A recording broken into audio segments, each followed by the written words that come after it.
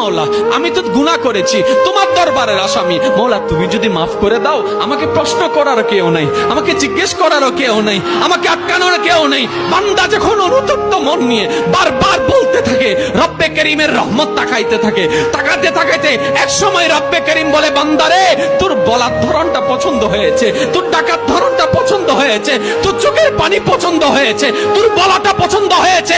এবার মওলা বলে, আমি তোর সারা জীবনের কত গুনাহ করছিস? বান্দা বলে, মওলা 40,000 পার হয়ে গিয়েছে। কেউ বলে যে মওলা পাহাড় পরিমাণ হয়েছে, কেউ বলে যে মওলা আসমান পরিমাণ হয়েছে। এবার মওলা বলে যে আমি মাফ করে দিলাম, আমি মাফ করে দিলাম, আমি মাফ করে দিলাম, আমি মাফ করে দিলাম, আমি মাফ করে দিলাম, আমার বান্দাকে আমি মাফ করে দিলাম। ফেরেশতা বলে, মওলা এত বড় গুনাহগার, এত বড় আসামি, হাজার গুনাহগার, হাজারটা গুনাহ, তওবা করেছে একবার, মাফ চেয়েছে একবার, তুমি মাফ করে দিলা, তুমি মাফ করে দিলা। রব্বে করিম বলে, মাফ করবো না তো কি করব? বান্দাটা কার দেখতে হবে না, বান্দাটা কার দেখতে হবে না, সে রহমানের কাছে মাফ চেয়ে যদি মাফ না পাই, তাহলে তো বিশ্বের কাছে মাথা নত হয়ে যাবে। আরে সে রহমানের বান্দা, জাত্তার বান্দা না, যে রহমান হচ্ছে ইন্নাল্লাহ আলা কুল্লি শাইইন কাদির। সুবহানাল্লাহ।